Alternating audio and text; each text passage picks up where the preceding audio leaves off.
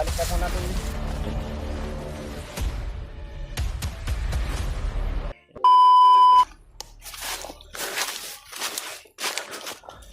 Natal. Parang ililipat nila si Jojo sa ibang area mga tol. Dahil yung iba nilang kasamahan ay ginapang ko at pinagpapas lang ko mga tol.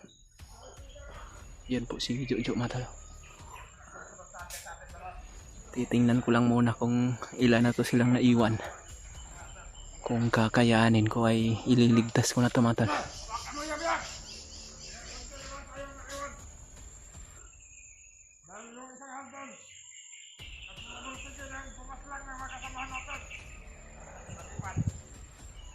Nakita nila ako kanina mga tol.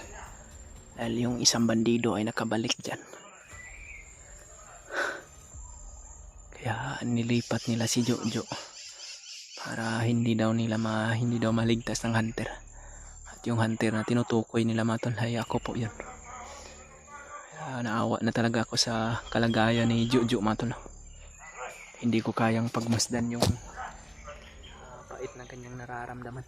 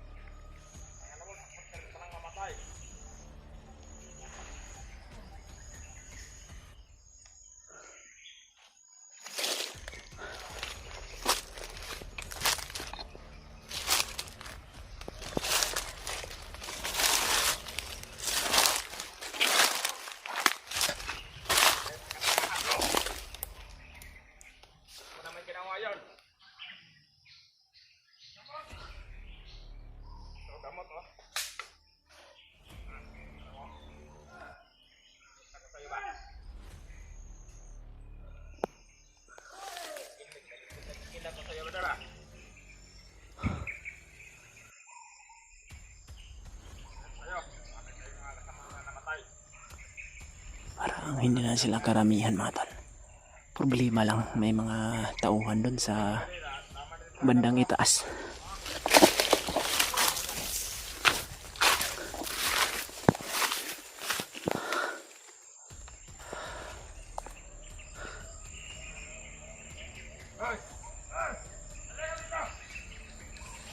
Kailangan kong iligtasan si Jojo mga tol. Parang hindi na karamihan yung mga tauhan.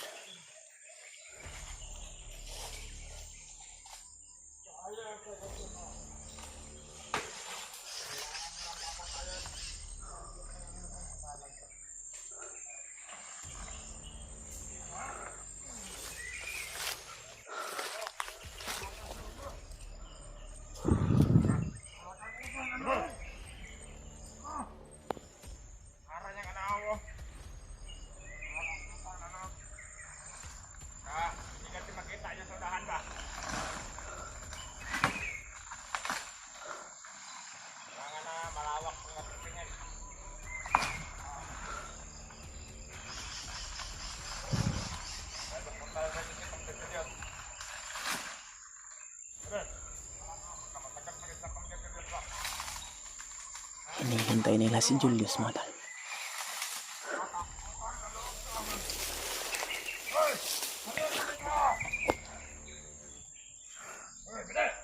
Kailangan ko muna pagmasdan yung paligid mga tol. Pero sa tingin ko mga tol, parang yung mga napaslang ko ay yun lang yung mga nasa paligid. So, hindi ako kumpiyansa mga tol.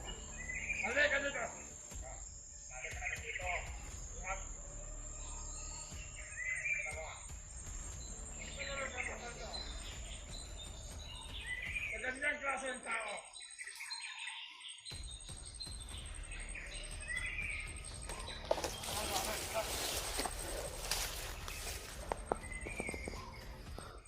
Bumaba ka rito. Yes. Aha. Ano ba nangyayari sa'yo?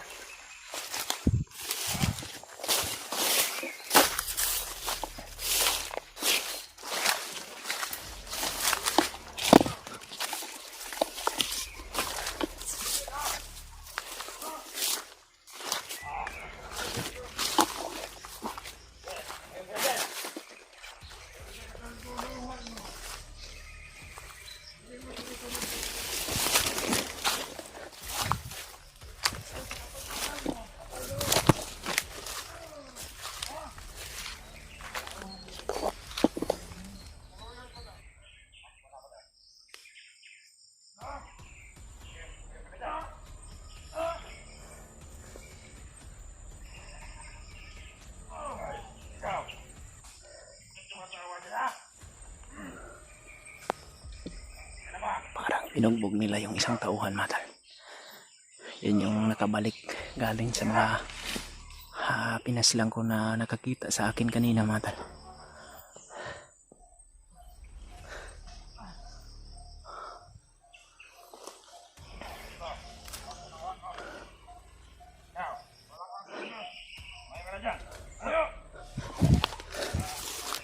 Kailangan ko munang ikutan dito banda sa unahan mga tol, para tingnan ko kung wala na bang mga kalaban dito banda.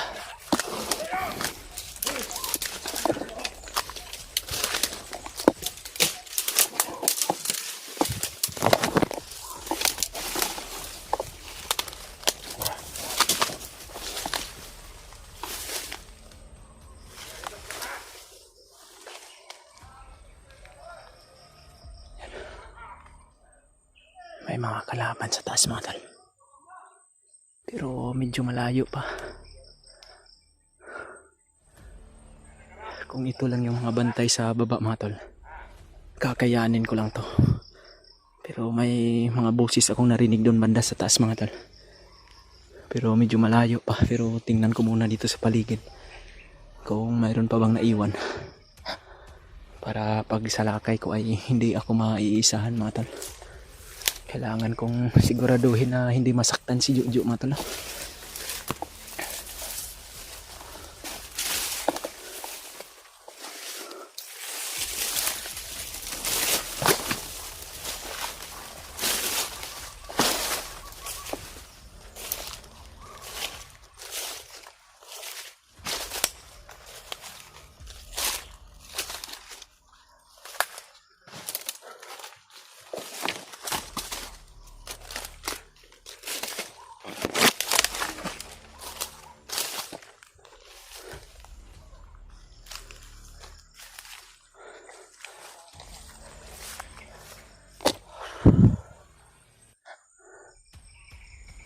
Parang wala na yung mga kalaban dito mga tol.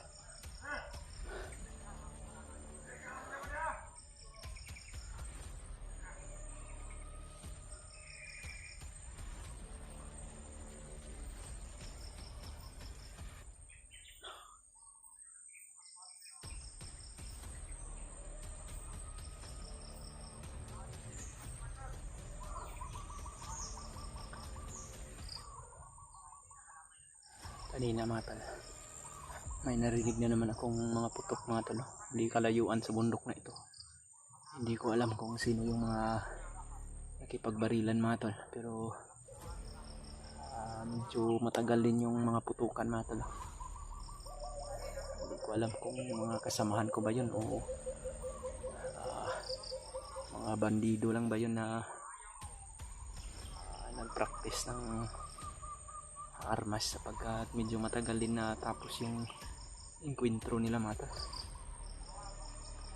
Sana po hindi yun mga kasamahan ko, dahil delikado kung sila yung mga narinig kong putok. Baka may mabihag na naman. Huwag naman sana, dahil delikado talaga.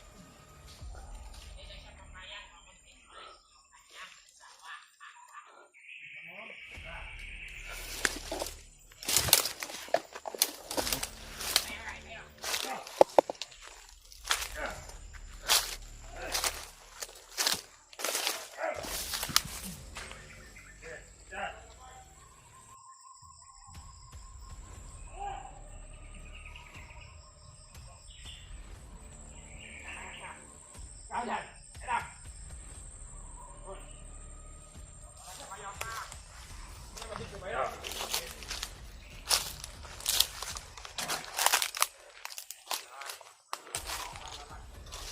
Tangahan mo. Asawa mo, madamay na rin. Anak kita ba doon? Ay, asawa maganda. Anak mo. Hindi yung asawa niya. Nakita ko. Kasi natin yung kanya. Sige. Tayo ka ma. Ulit. Kaya. Tayo ka. Kaya ka ma. Hindi natin ito. Kaya ka ba buntisin namin yung asawa mo? Pagtulungan namin. May ang ama. Kaya ka. Hindi pwede. Okay na mag... Okay mo.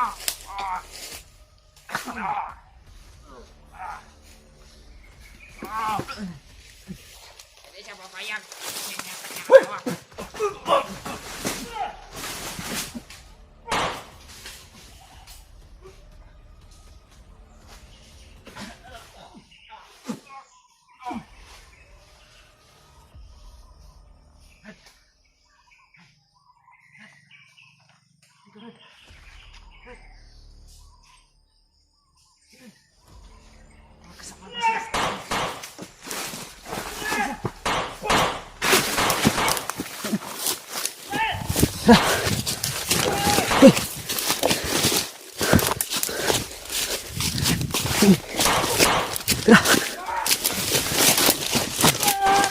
Diyan ka muna.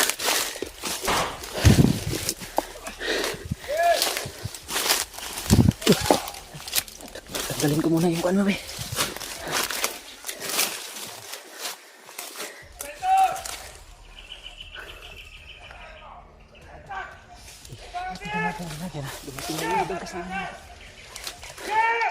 Oo. Mara. Isunod ka dito sa akin.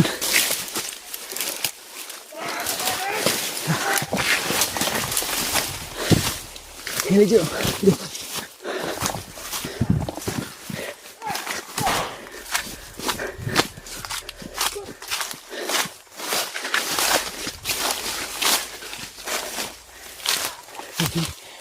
Mauna ka. Lumay tayo kunti dito, Brad. Marami sila. Hop. Upo muna, Brad. Upo ka muna dyan. Quick lang. May mga nakasunod, Brad.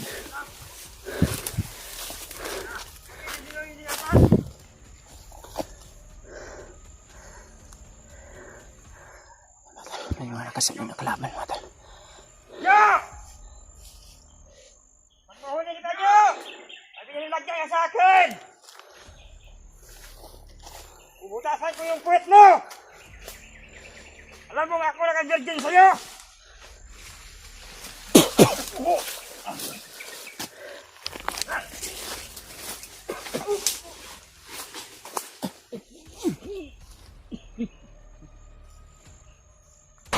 Uy! Jo! Ganti ka man, Jo! Hey, tara!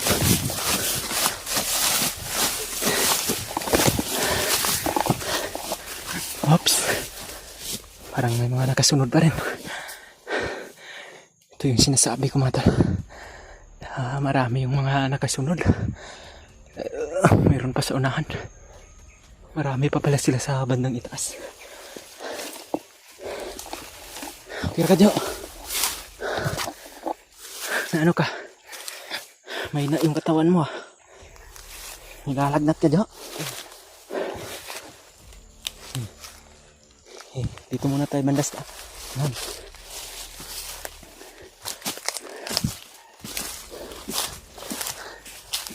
Magtago ka muna doon banda, oh. Magtago ka muna.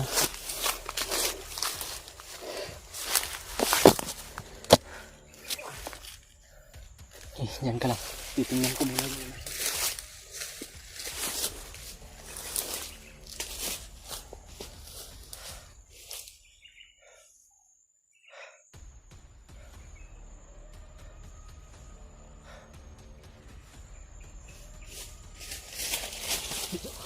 Marami sila dyan. Tara, tara, tara. Dito. Buti nang talaga, Brad. Lalayo na tayo dun sa kwan.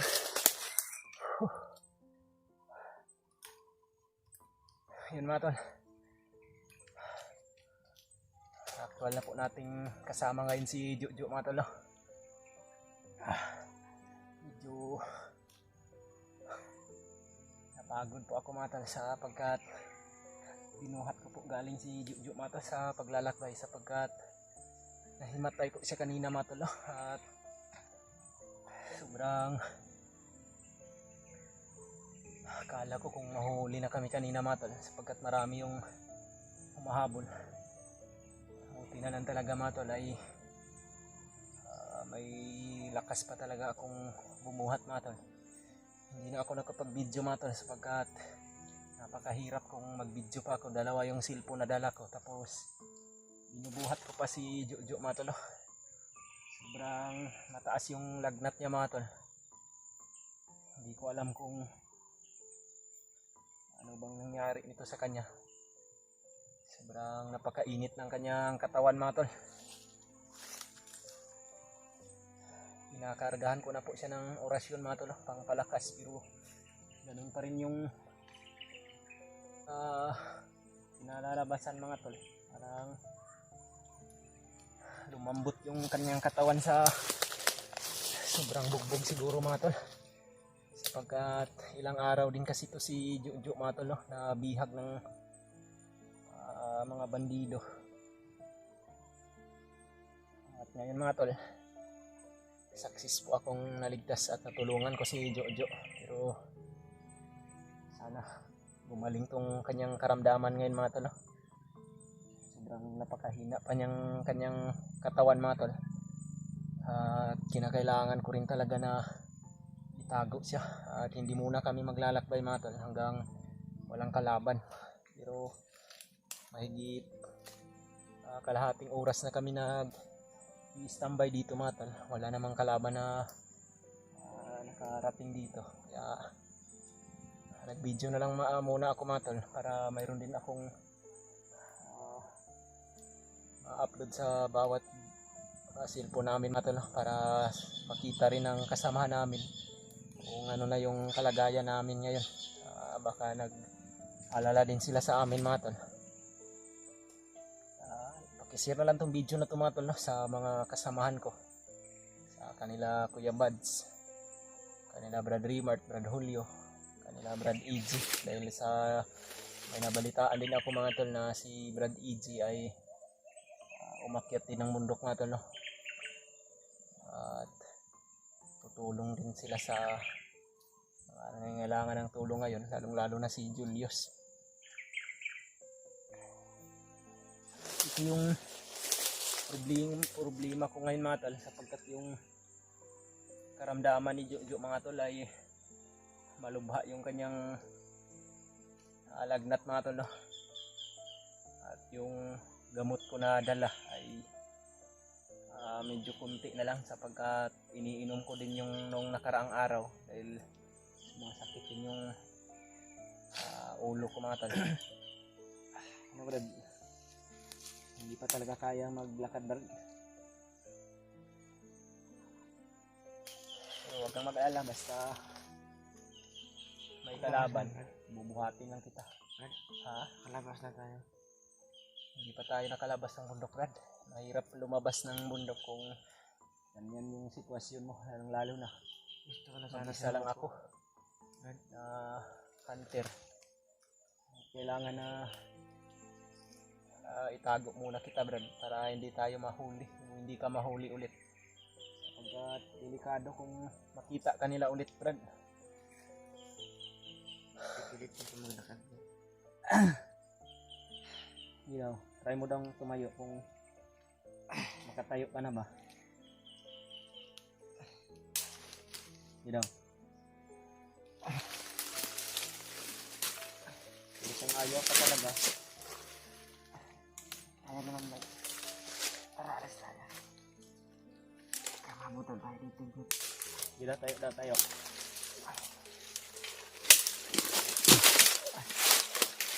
balik ka muna doon. Balik.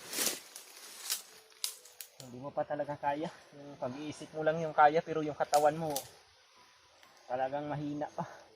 Kung hindi ka nasa dumating kanina, Brad, ano yata? Sinasabi ko na sa mga bandido. Papatayin ka talaga nila sapagkat ikaw yung gagawin nilang example sana, Brad, ba sa mga katulad mong nagtra-trader. Hindi sana dumating, Brad. Ipapakita ka sana nila sa maraming bandido sa karamihan para hindi na daw nila gayahin yung mga ginagawa ng mga bandido ngayon na nagbabagong buhay pag nakikinig sa mga sinasabi ng mga hunter.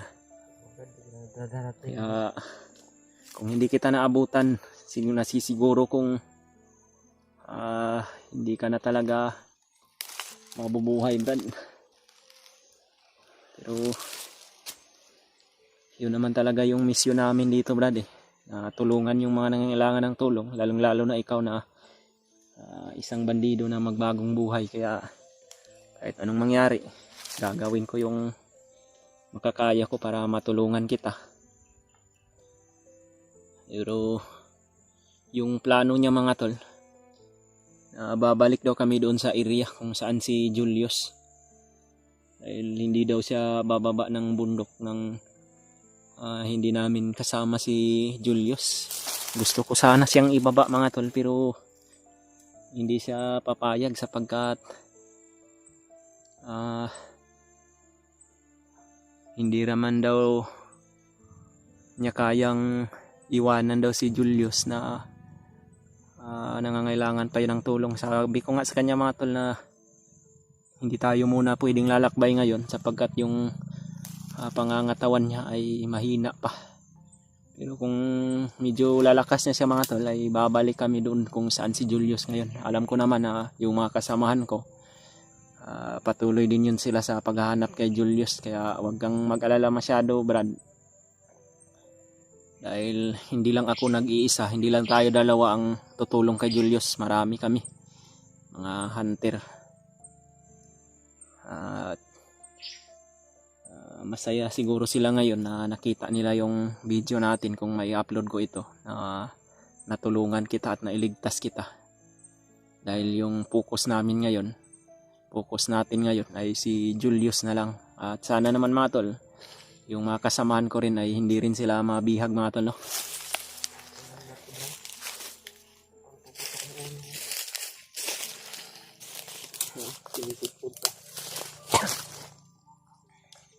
Sinisipon pa si Jojo, mga tol. Nailagnat pa siya, kaya talagang durog na durog din yung kapangangatawan niya sa kabugbog.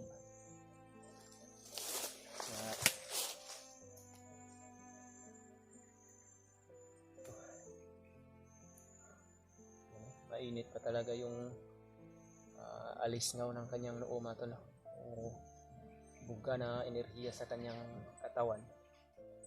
Parang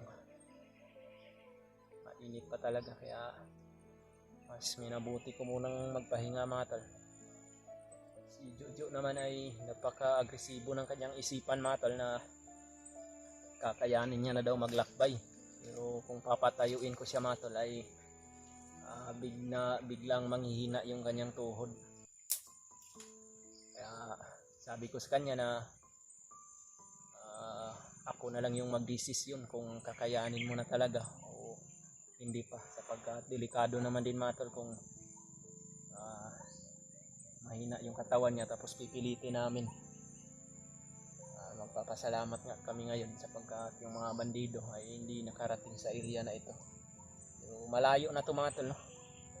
Doon sa area kung saan ko siya naligtas o saan ko siya natulungan. Medyo malayo na yung nilakbay namin, mga tol.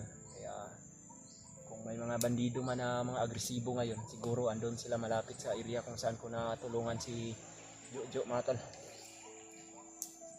Kaya kanina binasbasan ko to si Jojo, mga tol, no? Sa bigay ni Lolo Ambo sa akin na orasyon pang palakas.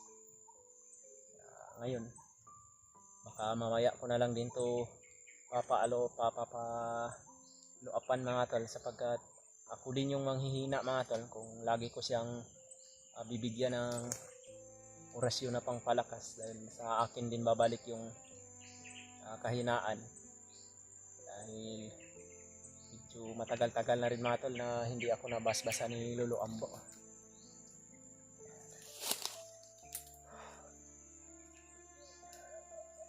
Maraming pasa yung kanyang katawan mga tol.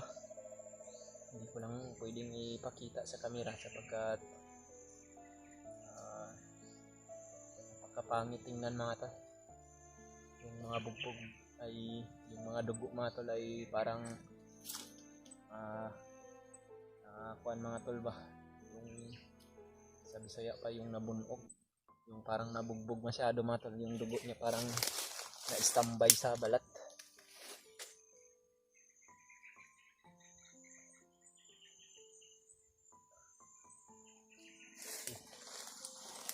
Ay.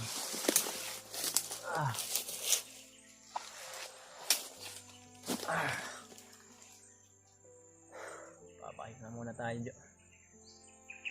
Hanggang sa babalik yung lakas mo. Kung matulog ka dyan, tulog ka lang. O pwede mong paano itong bag o. Tunlan. Tulog ka lang muna. Wala ba ito? Wala ka, Brad. Yung paano mo. May pagkain dyan, tinapay, pero iwan ko kung okay pa ba. Tulog ka lang muna, Brad. Bantay lang muna ako dito. Hanggang sa makapagpahinga ka ng maayos.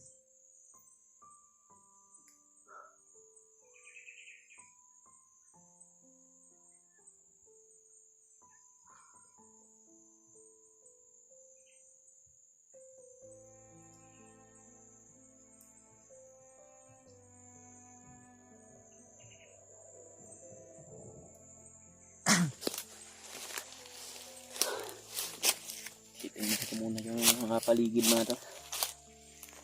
Baka may makakalaban sa paligid.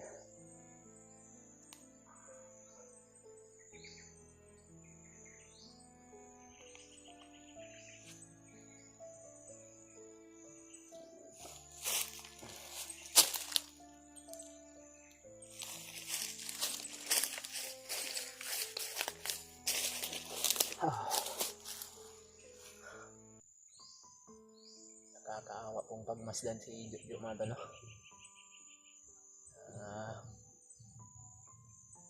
Parang mahina talaga yung katawan niya at bugbog sarado yung natamo niya. So mas okay na tong ganito mga tol. Kasama ko na siya ngayon. Dahil hindi ko na to siya pababayaan mga tol. Sana po ay makakita rin ako ng iba kong kasamahan dito ng mga hunter, para matulungan nila ako kung ano man dapat gawin. Pero sana mga tol makita rin nila si Brad Julius mga tol, para makababa na kami ng bundok at makapagpahinga na kami mga tol. Medyo matagal-tagal na rin mga tol na hindi ako nakababa. Hindi ko na nakapiling yung pamilya ko mga tol. Gustuhin ko man na bumaba mga tol, pero mas nangingibabaw din sa akin yung kailangan kong tulungan yung mga kasamahan. Alam ko naman na okay lang din yung pamilya ko dun sa baba mga tol, dahil nakontak ko yung asawa ko na sabi niya okay lang daw, pero may mga problema mga tol. Sa pinansyal lang, pero okay na yung ganun mga tol. Kaysa mamumlima tayo dito sa bundok na yung kasama natin ay nabibihag, na-hypnotize. Kailangan nila ng tulong natin. Kaya naman yung kaya natin gawin mga tol ay ginagawa talaga namin mga hunter mga tol. Kami nila Kuya Buds, Brad Raymond, Brad Julio at si Brad EJ. Dahil si Brad EJ mga tol ay bumalik na po siya dito sa bundok mga tol. Dahil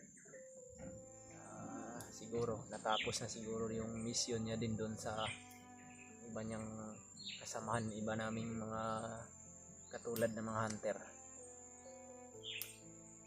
Ngayon tumulong siya dito sa amin mga tol.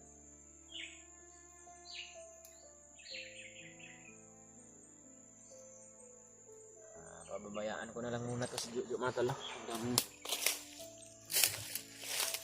bumalik yung lakas niya. Kailangan din niya ng lakas para makapaglakad kami ng maayos at diretso yun kung saan yung plano naming puntahan.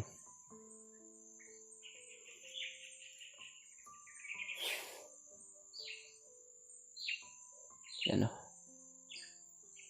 Sobrang napakabaho na rin ang damit ni Jojo mga tol. Sa kakahiga ito sa mga damo na marurumi. Minsan daw ay nilalagay daw siya sa tubig mga tol. Sa tubig daw siya pinapatulog ng mga bandidong humawak sa kanya. Kawawa din talaga mga tol kung mabihag mga tol.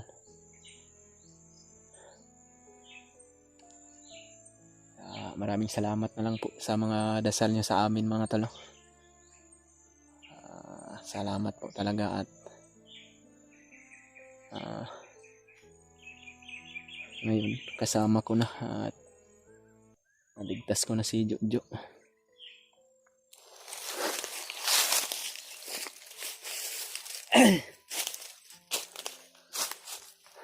Brad, tulog ka lang muna Brad.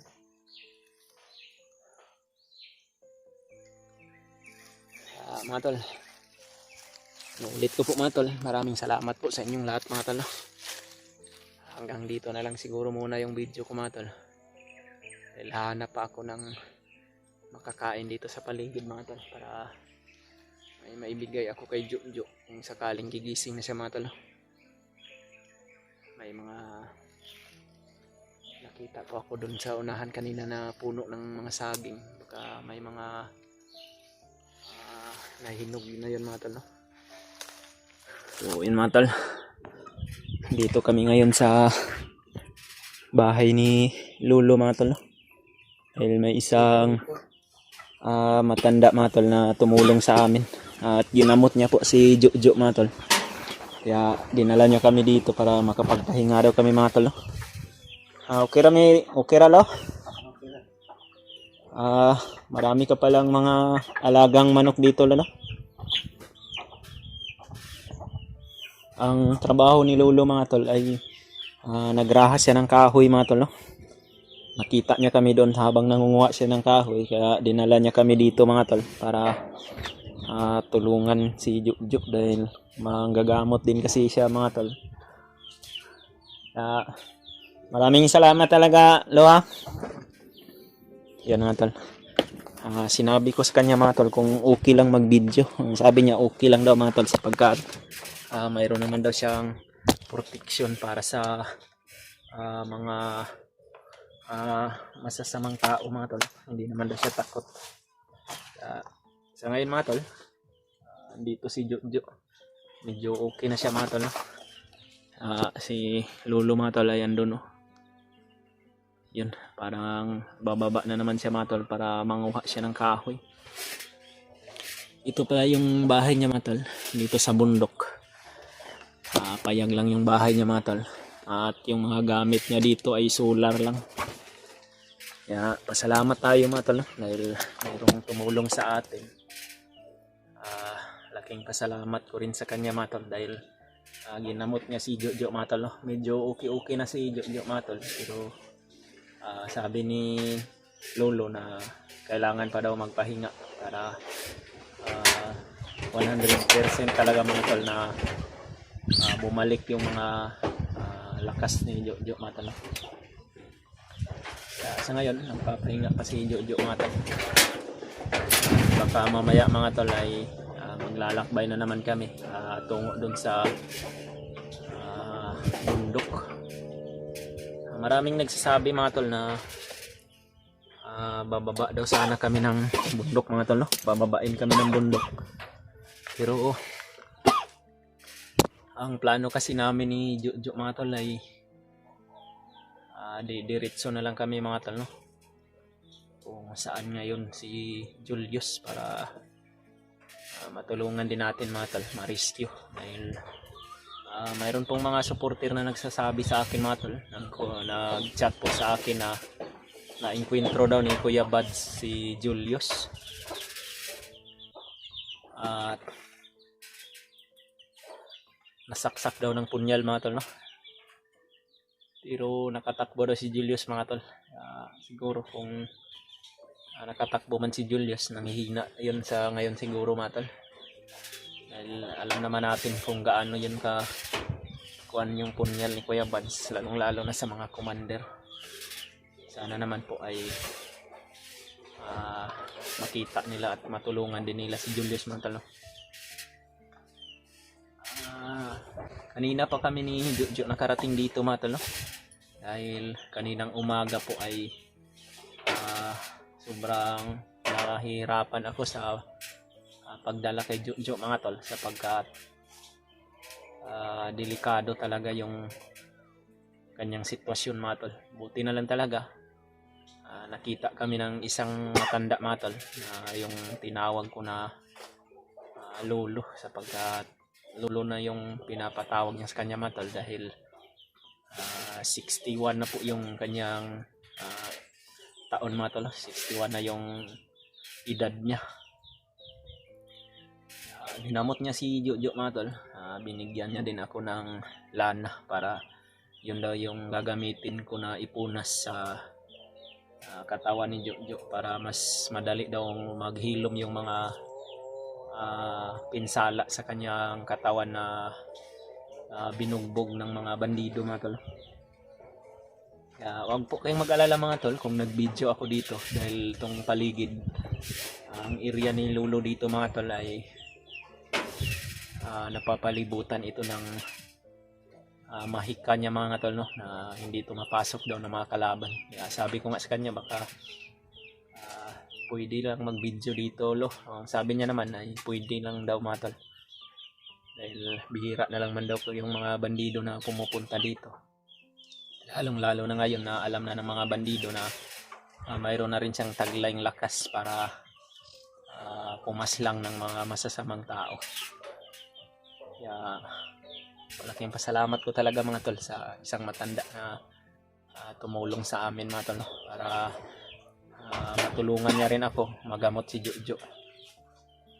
Okay na po yung kalagayan ni Jojo ngayon mga tol. Medyo kailangan lang daw ng kunting pahinga at pinakain kami dito niya mga tol, no? Nag-ihaw po si Lolo kanina ng manok para makakain si Jojo ng sabaw. Hindi ko talaga makakalimutan mga tol itong ginawang kabutihan sa amin ng isang matandang lalaki. Hindi ko po alam siya mga tol, no, kung ano yung pangalan niya, dahil hindi niya po ibinanggit sa akin kung ano yung pangalan niya. Hindi ko na rin din tinanong mga tol. Ang pinatawag niya na lang ay Lolo. Bigla ako kanina mga tol. Muntik ko pa nga siyang masakal mga tol, sapagkat bigla po kasi siyang dumating mga tol eh. Akala ko kung sino. Buti na lang talaga ay nagpakilala siya agad na tumulong siya sa amin, dahil nakita niya daw kami mga tol na nangangailangan daw ng tulong, at hindi kalayuan doon sa kinukuhanan niya ng kahoy mga tol. Doon po ako tandambay kanina, kasama ko si Jojo. Sobrang problema ko talaga mga tol yung pangangatawan ni Jojo kanina, dahil parang hindi na siguro siya magtatagal mga tol. At sa oras ng walang-wala na talaga akong maisip mga tol, mayroong isang matandang dumating na tumulong. Kaya ito ngayon, laking papasalamat ko mga tol, at nagamot niya si Jojo mga tol. Hindi rin Hindi ko rin inaasahan mga tol na mangyayari po yun mga tol, no? Sa akin lang ay parang himala po yung nangyari mga tol ba na kung kailan kailangan talaga ng tulong, doon pa siya lumabas. Hindi naman sa kuan mga tol, pero lagi rin po kasi akong nagdarasal at lagi po akong humihingi ng tulong sa kay Lolo Ambo. Hindi ko man alam kung kaano yun ni Lolo Ambo mga tol, kung gabay niya ba yun o sino ba yun, pero bigla na lang siyang nagpakita mga tol, no? Na para bang kung tawagin natin mga tol ay isang himala. Well, kung hindi siguro siya dumating mga tol, ito si Jojo ngayon ay hindi ko na siguro ito madadala sa malayo mga tol, sapagkat marami din kasing mga kalaban mga tol, tapos hirap na din ako sa pagbuhat sa kanya habang hinahabol ako ng mga bandido. Kaya nilagay ko siya dun kanina mga tol sa malaking puno, isang puno po ng baliti mga tol, no? Na sobrang napakasukal din. Siguro mga tol, kung babalik kami ng bundok, baka doon pa kami balik doon sa baliti, dahil doon din kami dadaan kasi mga tol, makita pa namin yan. Mag video din kami doon, dahil doon po kasi namin nakita yung matanda mga tol. Sa ngayon mga tol, wala po ngayon dito yung matanda, dahil bumalik po siya sa baba mga tol para magbuhat ng kahoy na naman, dahil yung hanap buhay niya dito mga tol ay nangunguha siya ng kahoy mga tol, no? Ginagawa niyang raha o yung panggatong mga tol sa bayan. Nadadaanan to ng motor tong area niya mga tol, pero yung makadaan dito ng mga motor yung kumukuha lang ng kahoy niya. Minsan talaga mayroong pumupunta dito.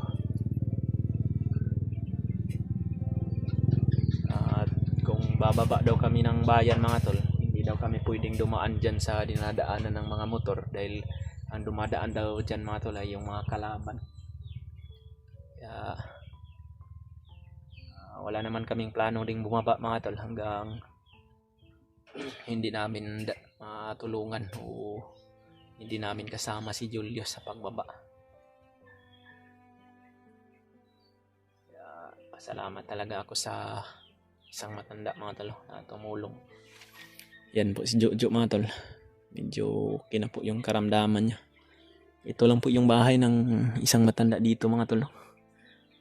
Yan, kung makikita nyo, payag lang po talaga. At mayroon po siyang mga alagang manok dito mga tol. At mayroon din siyang mga aso. Hindi ko pa alam mga tol kung saan na yun siya ngayon. Yung paligid ng bahay niya mga tol. Yan. Diyan po kami galing na bundok mga tol. Yan po si Jojo mga tol.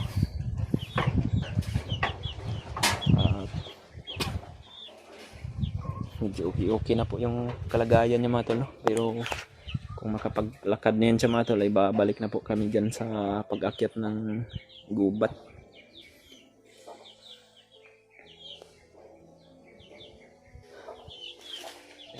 Ito lang po yung sinasaingan dito ni Lolo mga tol. At dito lang daw rin siya natutulog mga tol. Yan na siya, nakabalik na. Uy, sobrang mabigat yun lo ba, pero kinaya mo lang ba? Ha? Exercise na? Maganda din pala tong area mo lo, dahil malinis ba, tapos may mga pananim ka na saging.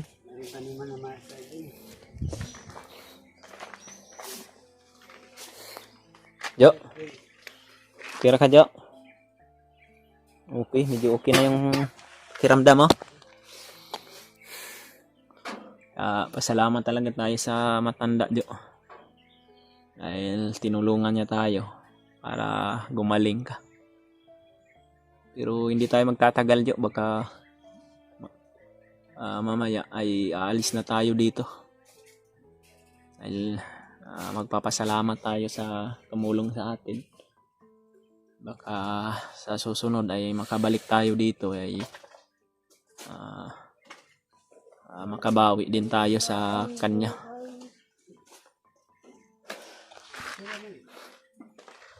Ito po yung pangkabuhayan niya dito mga tol. Yun, yun yung ginagawa niyang panggatong mga tol. Yun o.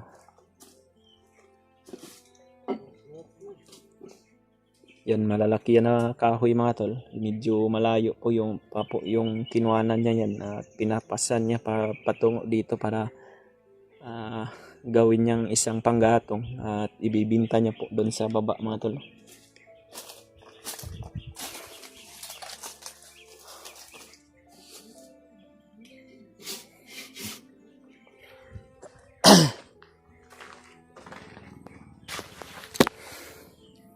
Yan po. Sobrang kawawa din po yung trabaho niya mga tol. Dahil kailangan talaga ng lakas para magkapira lang. Tapos sa kanyang katandaan mga tol. Hindi na sana ganyan yung dapat yan trabahoin mga tol.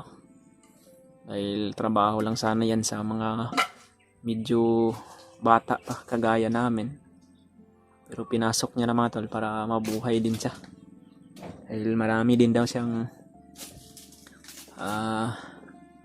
kailangang kuan mga tol, kukunin na panggatong para makabili din daw siya ng bigas. Yan,